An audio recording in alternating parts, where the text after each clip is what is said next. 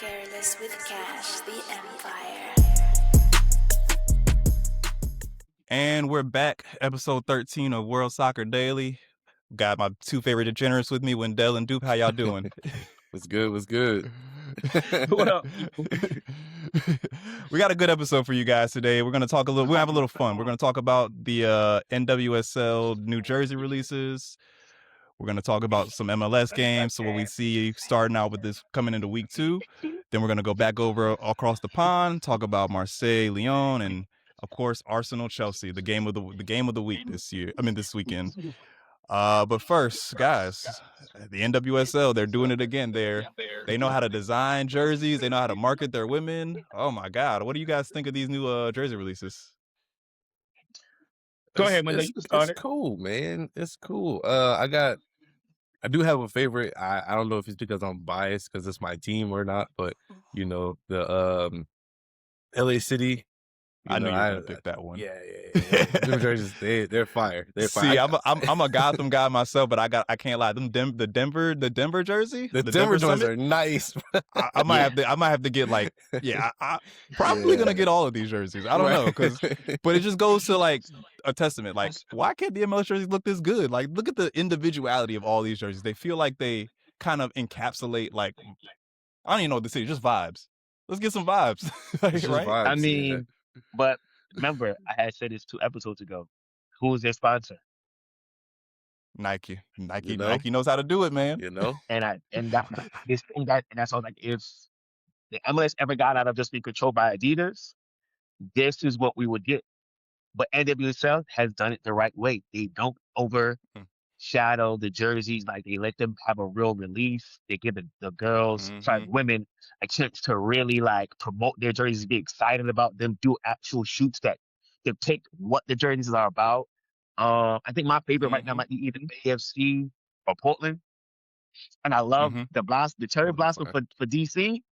Very well. Yeah. But I do think DC teams get lazy and just say, "Oh, let's get a cherry blossom jersey in there."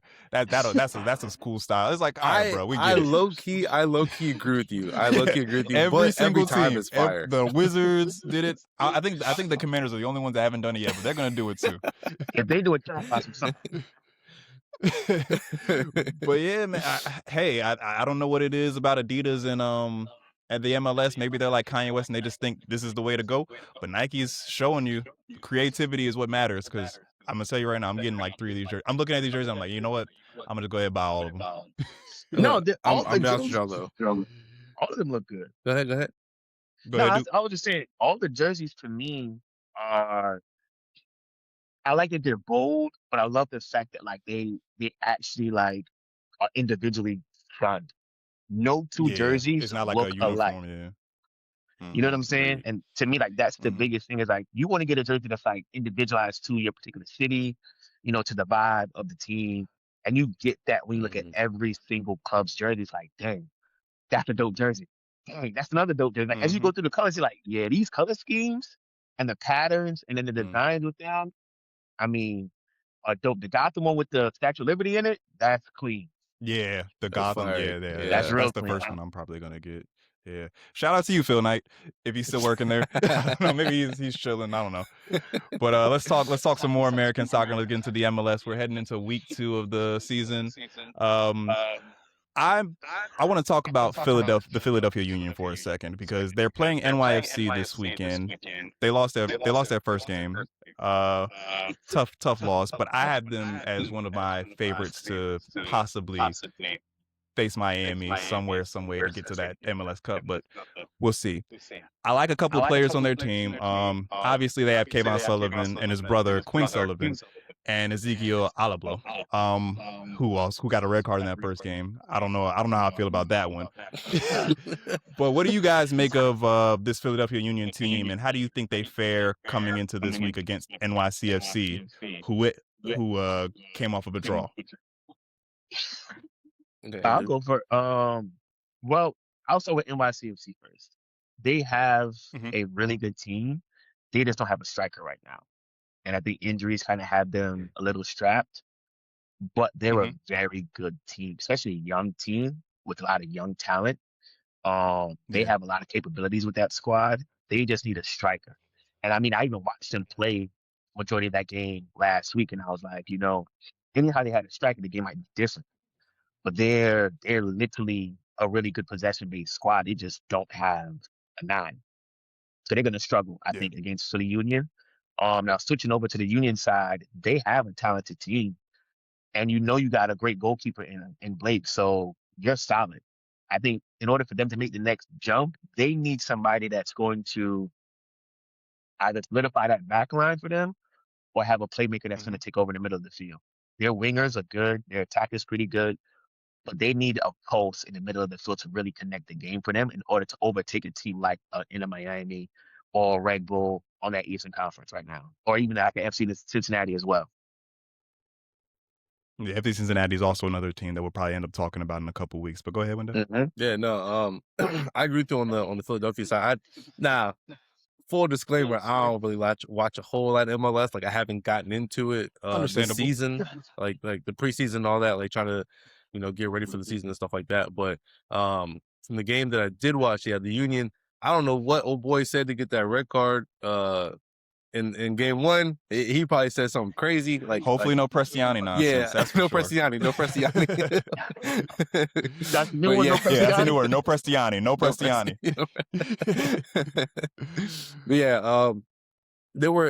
They were down 10 men, and it kind of looked like what was the Champions League game the other day where somebody got a red card and Juventus where with, they got a red card Lloyd and it Kelly. looked like they still had 11 players on the field. Yeah. Right. Now they did lose that game and they should have lost that game because they weren't playing as well as DC United. I don't know what got into DC United, but I do think Philadelphia they didn't play a bad match, but that's it. We'll see. We'll see how they do this weekend. I don't know. Now let's get into the weeds with Philadelphia a little more. So they obviously have who we all look at as the new wonder child for the U.S. national team, Kayvon Sullivan, obviously because of his Manchester City deal. What do you guys want to see from him this year? Like, what is the trajectory you want him to go on? Do you want him to be more of a presence, a more ball dominant presence for his team, getting ready to like make that jump to Europe, or do you want to have him slowly be brought on to the program? Like, where do you think? What do you think the Philadelphia Union need to do for his development prior to him moving to Europe? Given his age, I would say you slow roll it, but I feel like there are people in that building that are like, "Hey, this is our Lamine Yamal. We got to just throw him out there because he's beneficial to the team." Yeah. What do you think, Dupe? I mean, to be quite honest with you, I'm not fully sold yet. I watched him play. Why so? Because you're a City fan. That's perfect. You're a City fan. So, like, why are you not sold? I watched him play over, I think it was U17 over the summer or the last transfer, and he had moments, but they didn't make it out of group play.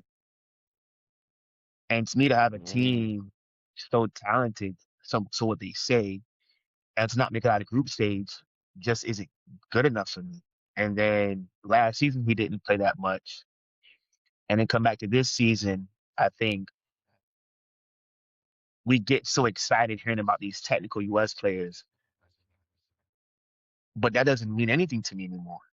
Everybody's technical these days. We're just happy that we have technical players. So we flaunt it so much now when we used to say, oh, well, we have athletes. So now it's a technical player. And so I'm just not sold on that. Like, you go to Europe, everybody is him. There's 100 of him. Yeah, everybody's good. Yeah. And you got to look at the players who were young that went to City that didn't succeed. You know what I'm saying? Yeah. Like, look at Rodgers, who was at City and did not succeed. And it took him a little bit of, wow, look at Nico Riley at City and still having to prove himself. You know what I'm saying? So to see a player like him, yes, I'm happy for him, but I need to see him come into the MLS season. And eventually, by week 5, he should be starting if he's that good. It's better to get him prepared now. Yeah. So I'm kind of with Wendell on that, like the pressure of, I think Lamine Yamal is the perfect example. Do you think the club gets a little excited and frantic and tries to rush him out there and present him as somewhat as like an MLS Lamine Yamal, and that ends up kind of hindering his ability Flaming or out, his talent because there's just so much pressure so early? Or do you think he needs that? Because sometimes it's better to just throw somebody into the deep end and let them tread water till they learn how to swim. So, what do I you think? don't think it's throwing him into the deep end. I think he's been prepared for it. You know, that has been here for 2 years now. We've been hearing about him. Mm-hmm.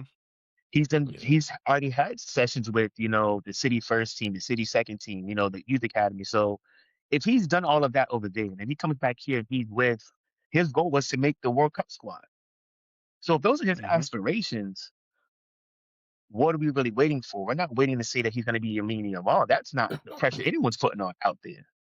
I just think he's a Mhm. good young American talent. And if he's a good young American talent, then either the MLS is trying to hold on to make a higher bid for him for City, or Mhm. which is a selfish thing to do for the league, which they've done before, which would not surprise me, or they're just trying to make sure he doesn't get hurt.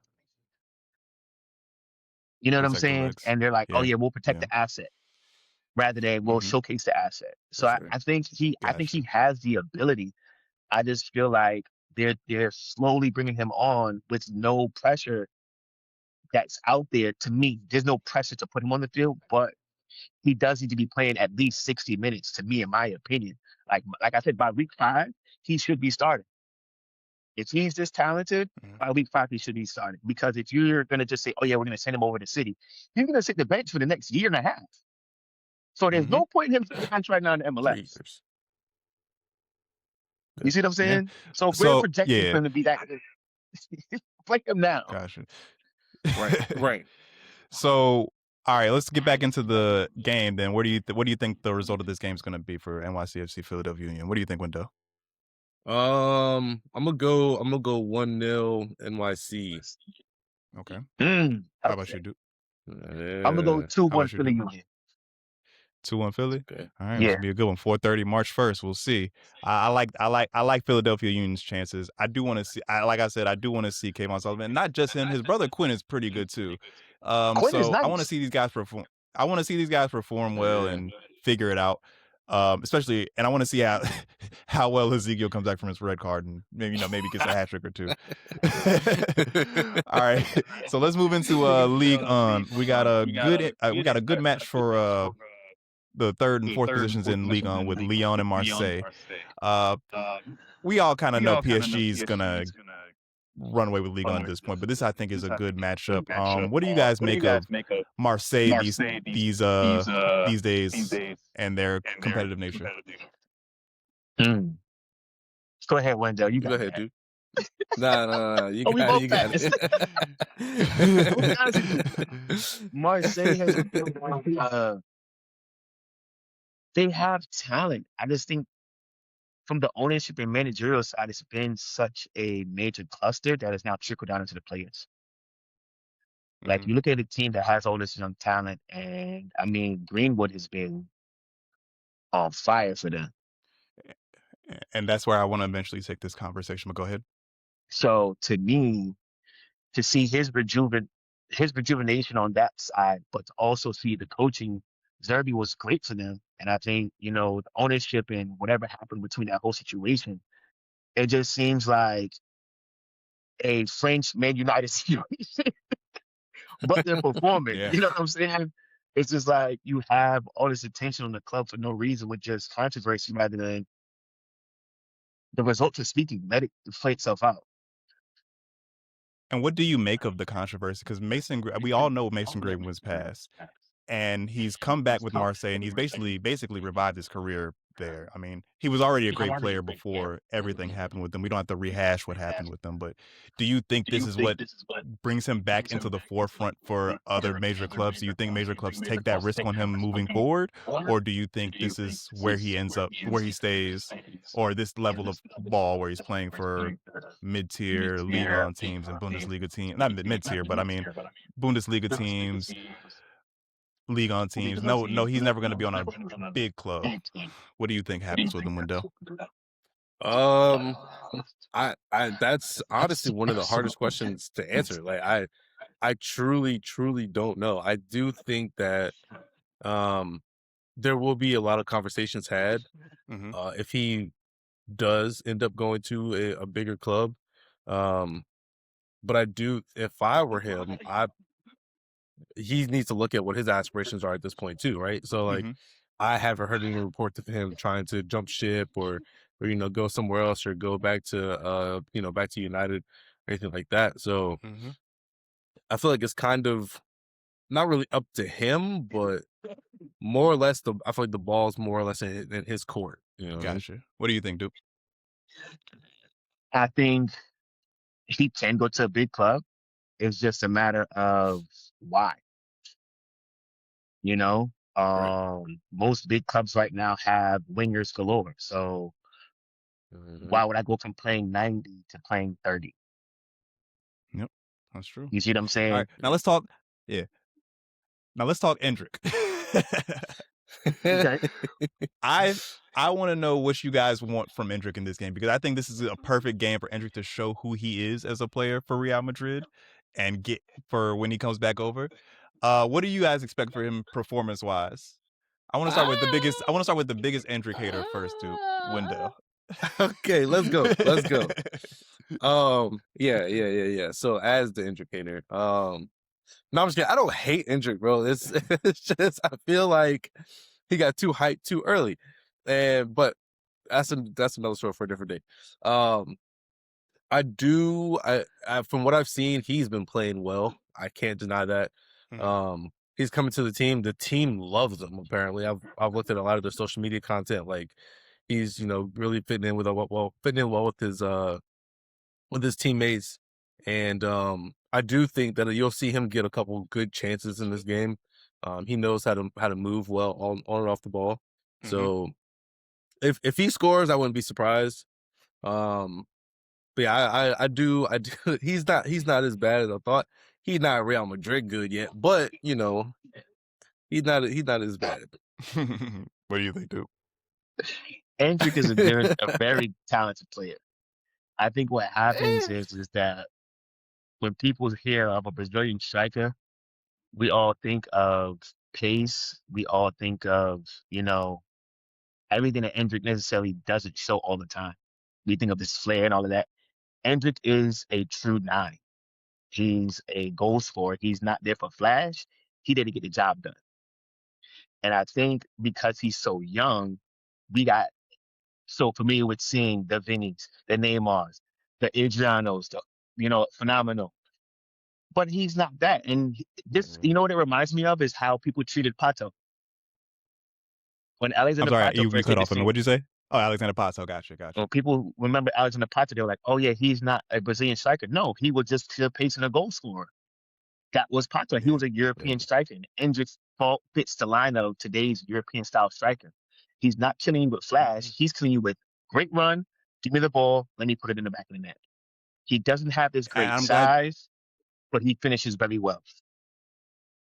And I'm glad you mentioned those other players, because if you compare him to like a player like Adriano, another striker, he's nowhere near that guy in size and stature. You can't expect him to play that way. He's 5'8". He's Wendell's height. No offense.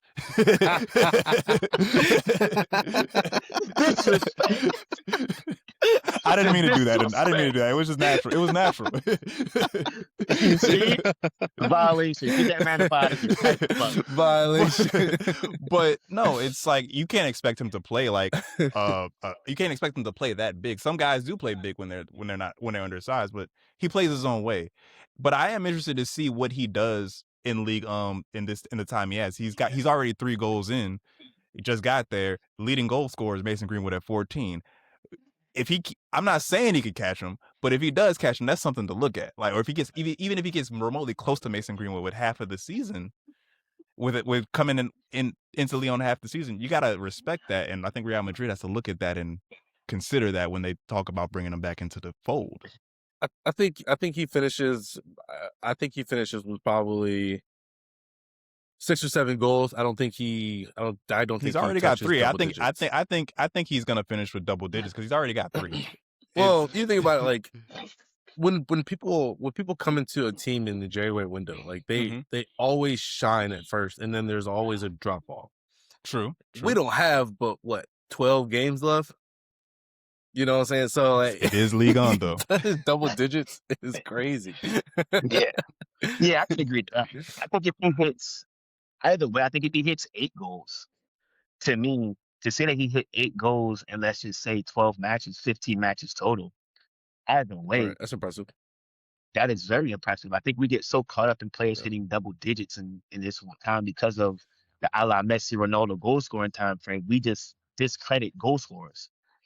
And I think Yeah. even with Endrick, you look at him and you're like, that's great to come in, bang those goals in on a fresh squad.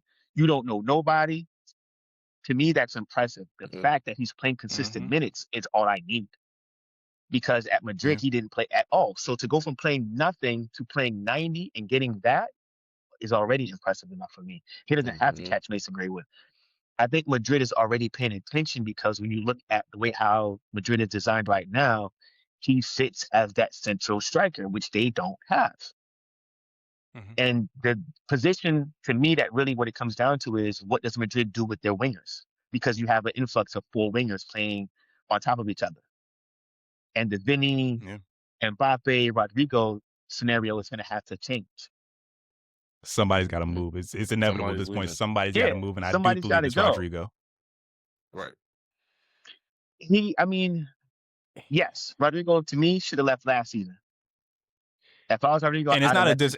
and not to cut you off, but it's not a disrespect to Rodrigo. It's just he's the one that I think isn't getting the amount of play time that the others are getting. But go ahead, Dupe. No, I was just gonna say, to me, Rodrigo is the best player, complete player. You know? I'm definitely get the goals, but if you look at when it's time to really turn it up, Rodrigo is the one that has that impact every time. And the problem is that you can't move Jude to put Rodrigo at the 10. The way how that midfield is set, Rodrigo just doesn't fit in there. And it kind of does blemish how great he can be. And I think Xabi Alonso felt that early when he wasn't playing him and then had to start playing him. It's like, it's kind of like the Kobe Manu situation. Very similar. Like, I didn't play you, but I know I need to play you. And so now that he's playing, it's like, but he's doing better now. I wonder why. You know what I'm saying? So it can be Vinny because of all the things that are going on, or it is Rodrigo. One of the two of them have to leave, and once one of the two of them leave, then that makes room for Endrick to come in and Mbappe to pick a side, and whoever else gets the other side. Gotcha. So what are you guys predicting on this game this weekend?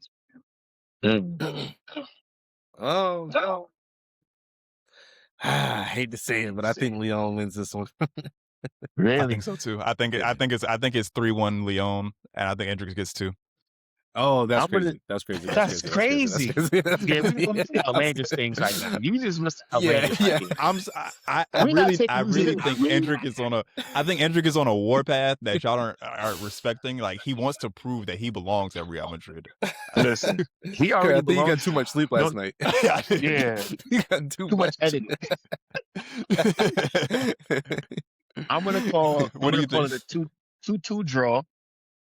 Greenwood scores, Endrick scores, but everything else is just within the game with a draw. Okay.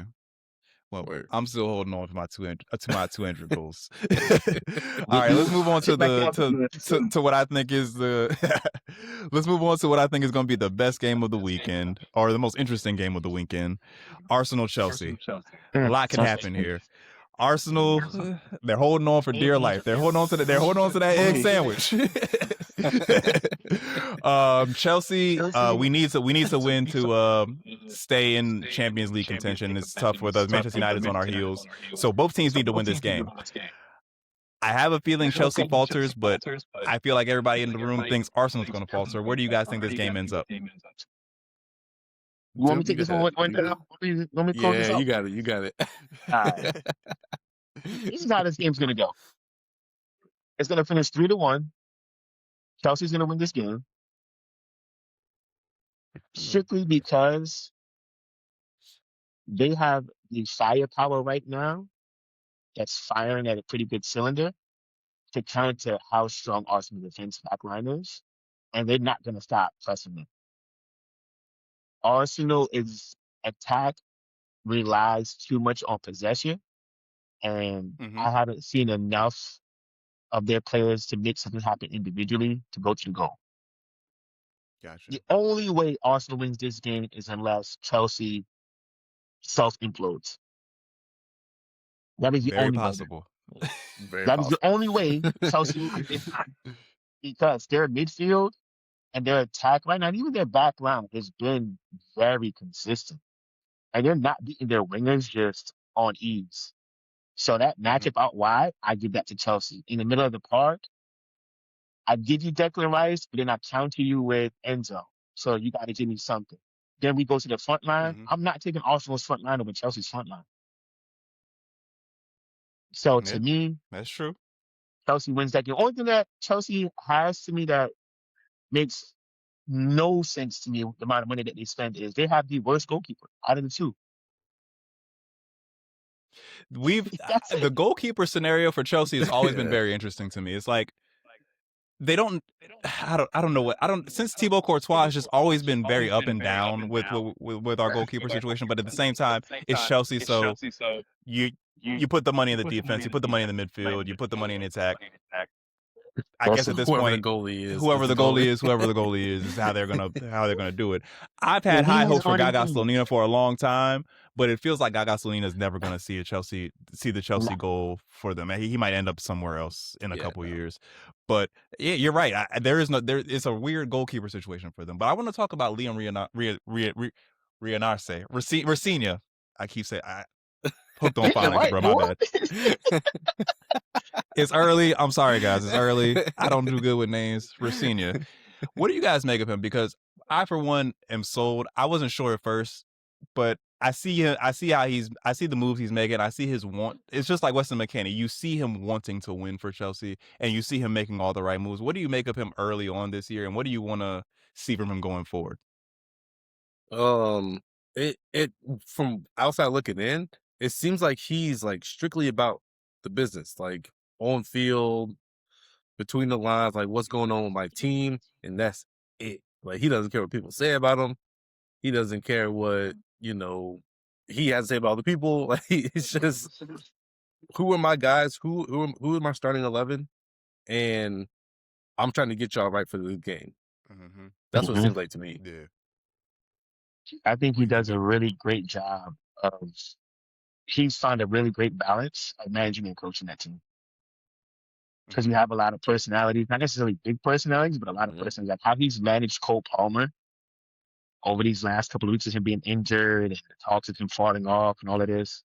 And then Cole Palmer shines. So you can see he's managing Cole Palmer really well. You see him managing, a back line with so many players. Like he's managing a lot of young talent very well. So, and then to step into that position when the team is still already kind of in an indecisive mode and to keep them afloat, I think is kudos to him. But then he's also had his tactics and his improvements on the team as well. So he's found a great balance with that. But his focus has truly been the team. Like he's not worried about none of the other noise. He's come in and managed that situation very well. And I'm happy to see a young black coach do that at that level. Because the amount of criticism that he could be receiving could be crazy. Yeah, when you have 319 players that you have to manage, you kind of have no choice but to just talk about the team 24/7.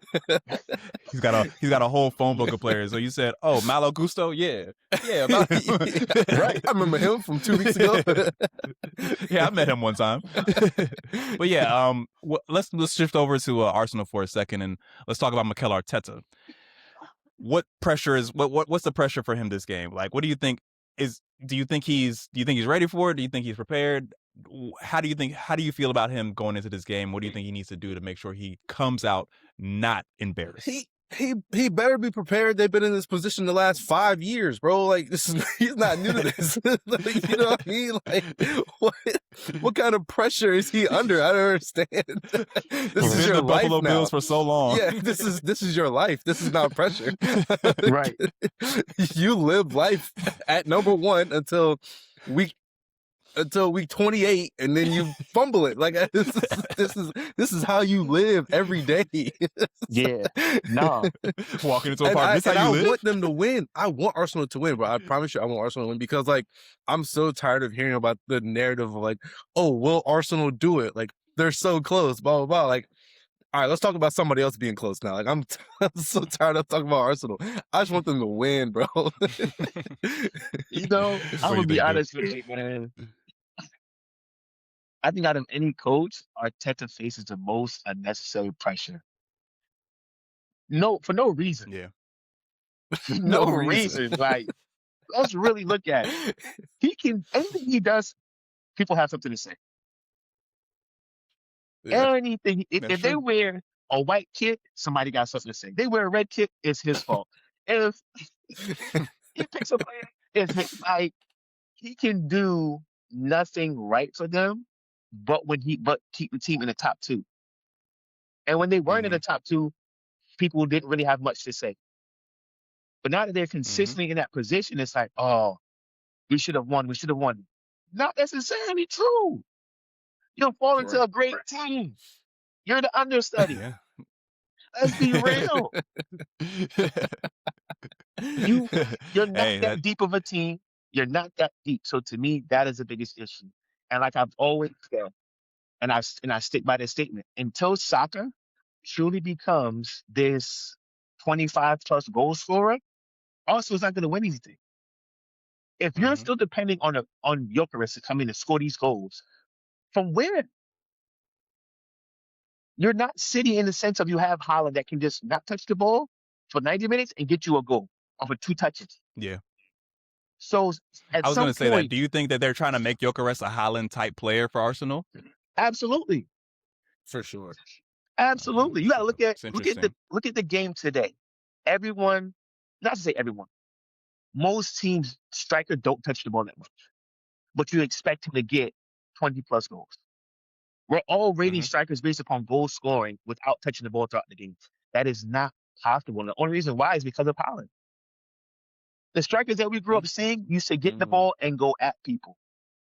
Today's strikers do not get that opportunity, maybe once. So you think about it. You played 90 minutes. You only did that for 30 seconds. Yeah. And a play like soccer, like, why you didn't make that goal? Right. A play like soccer to me that gets the ball so much. If he's not getting you 25 plus goals, it ain't gonna happen. And to me, he has to be the player to change Arsenal winning, rather than it being put on Odegaard or anybody else. Yep. All right. Well, we shall see. But before we wrap this up, let's talk Champions League draw. Looks very repetitive as always. We got same PSG playing Chelsea. Galatasaray, Liverpool. We'll talk about that. That's going to be a good one. Liverpool, Man City, as always. Atalanta, Bayern Munich. That'll be an interesting one. We could talk about that one. Newcastle, Barcelona, Atletico Madrid, Tottenham, Bodo Glimt, Lisbon, Leverkusen, Arsenal. Now, guys, how do we feel? Just before we start going into individual matches, how do we feel about this draw? Because I think and candidly, I just saw this before we started recording. I fell asleep last night, woke up just in time to record the pod today, so I didn't get to actually see the draw. And I'm just sitting there like, I'm glad I just fell asleep. It's the same thing every year. What do you guys think? Not surprised. Not surprised at all. Yeah. Honestly, put all the balls back in the little spinny thing and do it again, bro. Like Thank you. It's That's not all I'm asking good, for. man. It's not good. I think this is 5 years in a row. I've said it. Madrid versus Man City, 5 years in a row. Yeah, we're tired of it. We're tired of it. Yeah, we don't need to see it anymore. Ridiculous. We don't. I feel like you don't want to see it because you about to get whooped. You about to get whooped. That's why you mad. That's why you mad. We're gonna lose. But what are we doing here? Like, come on. Yeah. You would ask for some more. You would ask for some more parity and something like this, because I feel like, I don't know if you guys have paid attention to the NBA, and Adam Silver is making these new rules about anti-tanking and all that stuff. But he made something that's interesting, and I want to kind of bring it back into this. He has a rule where if you the rule that he's proposing is if if you have a losing record 2 years in a row, you can't be in the lottery twice. Remember that? Yeah, that or makes something to sense. that effect. Mm-hmm. So I think about that like this. Like in these round of 16 stages, how would they do something like that? If you've played each other last year in the round of 16, we can't have you guys in the same little spinny thing while we're rolling these things. We got to make it even, so you can't play the same team over and over again. Do you think the Champions League would benefit from a rule or something similar to that, or no? I think they could benefit from it. I think the tricky part about it is that you can't do anything about the top 5 teams being in it. Right. True. So the big 5, we understand. To me, it's just like, it shouldn't be 2 years in a row we get the same matchup. I would rather see that Yeah. matchup in the next round.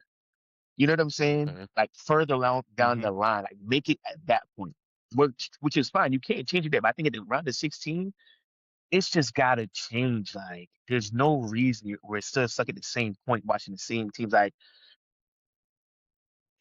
you put them in group stage. Like, you change the group stage for this particular reason. But then here we are. Right. So what was the change? We just got done dealing with this. Now we're back to where we started again. So it's just like, make it more either parody or just roll it. Like, be like, all right, we got to roll the dice again. Like, re-roll again. Yeah. Right. Yeah. Right. All right. So, what do you guys think? Who do you guys think is the biggest upset in this round of 16? What do you think? Where do you think you'll be surprised? I got a good one for you. Go ahead. Really good one for you. Mhm. Chelsea moves on past PSG. Okay. Yeah. I don't believe that one. I don't believe it. Hey. Did we hold on? Did we just talk about how Chelsea's back line is good, their midfield is good, their attackers are good? I say that about all my teams. You usually hear me talk about the Knicks. Well, what did we say about that goalkeeper? Yeah, exactly. That's true. And who they got on attack at PSG? Oh, all right. You're right. That's true. Right. Well, who you got? Who do you got, Dupe? You know what? I'm gonna take Bodø/Glimt again. I think that Lisbon team is good. I think Bodø/Glimt could be a surprise. I think the way how some of these matches are, you know what? Who is Liverpool playing again? Galatasaray. Yeah. I think Galatasaray. They're playing the maniac. They're playing the Yeah. maniac. Yep. Yeah, he's gonna do something stupid. I think Galatasaray is going to beat Liverpool, but if they beat Liverpool, that whole Liverpool situation blows up. Oh yeah, I for sure. I see Mo Salah being gone. I see a lot of those players moving on. So to me, I think Galatasaray will be the surprise, even though they're not a surprise to me right now, though. But I think them beating Liverpool will be what blows that whole situation up. So for me, and nobody's, I know TJ's gonna snap when he sees this, when he watches this podcast. Yep, go ahead. I got Atletico Madrid losing. I got Tottenham surprising the world. You tripping. It's too easy to score on Atletico Madrid, and I get it. Diego Simeone knows how to outscore a team. He knows how to play like that. I do think this catches up with him, and I'm telling you guys, this is where it catches up with him. Tottenham. Nobody's expecting it. Nobody thinks Tottenham's going to do anything. Nobody thinks Tottenham's going to perform. Tottenham has nothing to play for, and that's why they're going to win. Bro, Conor Gallagher will be in the locker room like, this what they do. This is the only thing they quote unquote have to play for, but nobody expects them to win this. So they're gonna play free. They're gonna impress. I get it. Atletico Madrid is coming off of a great performance, but I like Tottenham's chances. I just want to put that out there. You know, I'll let the internet kill me. I don't care. I'll take it. It's mid versus mid. It's like, are we? Who's gonna watch the Tottenham Atletico game outside of Tottenham and Atletico fans? Me, because I made this bold prediction. Right. But I am with you, Dupe. I do think Bodø/Glimt does surprise us with Lisbon. I think they're, again, The only reason they're an underdog is because of the names on the back of their jerseys. On paper, they've been performing well. They've been playing bigger teams in Lisbon. I think they're ready for this, and they also have a favorable route to the finals if you really think about it. Because between Arsenal and Bayer Leverkusen, we know who Arsenal is. They can always not show up. That's what I was Leverkusen, gonna ask. And Leverkusen is very finicky. Yep. Yeah, I think that could be a surprise one too. Yeah, that could. Yep. If Leverkusen knock off Arsenal, that could happen. So to go back to the Arteta situation, what happens if Leverkusen does knock off Arsenal? Where we at fired. now? He's fired.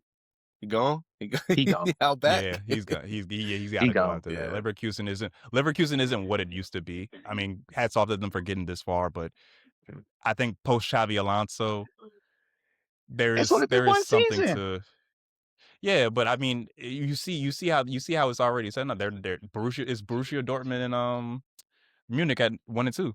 So it's like as soon as he's gone, they lost a quarter of that team. I understand. They lost a lot of the team, but you still have players that know what was going on season prior, and it just feels like the fall off is something that's insurmountable. Like I don't think the Xabi Alonso Leverkusen is going to be back anytime soon. No. So, but I do think the players that are left in that Xabi Alonso system and that style of play are still there, and that's why they're still thriving. So don't sleep on the fact that they could put something together to catch that Arsenal squad off guard. For sure. Because they like Arsenal coming in with this worldly beater. They only beating you with possession. Yeah. And better believe, look like he's been facing possession against Bayern Munich and everybody. So they're used to this. Right, they're used to this. They can counter that real quick. Born in the fire. Give Rivaldo a chance, and I guarantee he's going to bury one. All right, before we wrap it up, let's talk Newcastle Barcelona for Wendell. Hey, Barca don't want the smoke, son. I'm telling you right now, Barca does not want the smoke. You sure? I promise you. Anthony Gordon on that left is about to do numbers against Jules Koundé. Come on, son. He don't want that smoke, son. No. The only thing, if Bruno Guimaraes is not playing, which is huge for us. We don't have Lewis Miley in the midfield. Sorry, midfield is not as strong as it usually is, and I think that's where we're going to struggle against a lesser team like Barcelona. But I do think that we still pull it out. You know what I'm saying? Lamine Yamal gonna be at Club 11. He gonna fly night of to the game. Man, drop 3 goals and go back to Club 11 in Miami. Lamine Yamal, okay, so I am as a person who, I obviously Newcastle, but like, so Lewis Hall is in contention. He agreed. He's in contention to be England's starting left back for the World Cup this year. So I do think that this matchup against Lamine Yamal is going to not really make or break. I do think he's going to make the England squad, but I think he's going to solidify himself as, if he plays well against Lamine Yamal, he's going to solidify himself as England's best left back. And I do think that he can and will get that starting job for England. Okay. What do you think on that? I don't disagree there, because I've been watching him over the last couple of weeks, and he has my last name. He might be one of my cousins. You never know. But what I will say is he does have the quality. My only concern is he doesn't have a center back next to him that's going to protect him, because he has too many things. There's too much attack for Barcelona for him to be protected. Usually a center back can give you that cover. He's not going to have no cover because there's going to be so much isolation. Nope. Yeah. And Barca's going to spread them out and literally put passes in behind him. Or he's going to have to face Lamine one-on-one. What he can do, I do think he can do, not to the level of a Mendes, which is utterly crazy. But I do think he has some of the capabilities of stopping him, or at least making him have to pass more and then try to get it back. But you're not stopping Rafinha. You're not stopping Pedri. You're not stopping the rest of the pieces.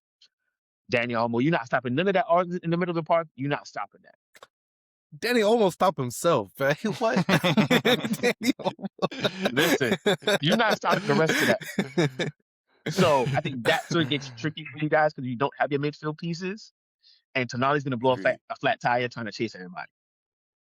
Gotcha. Yeah.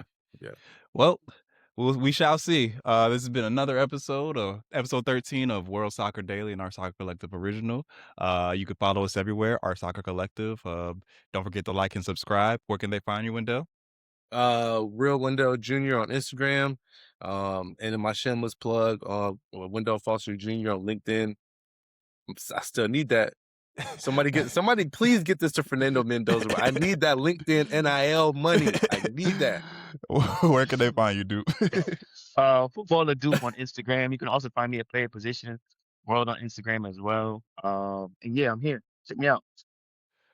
All right. This is another episode. You guys take care. We'll see you Monday. Peace out. Later.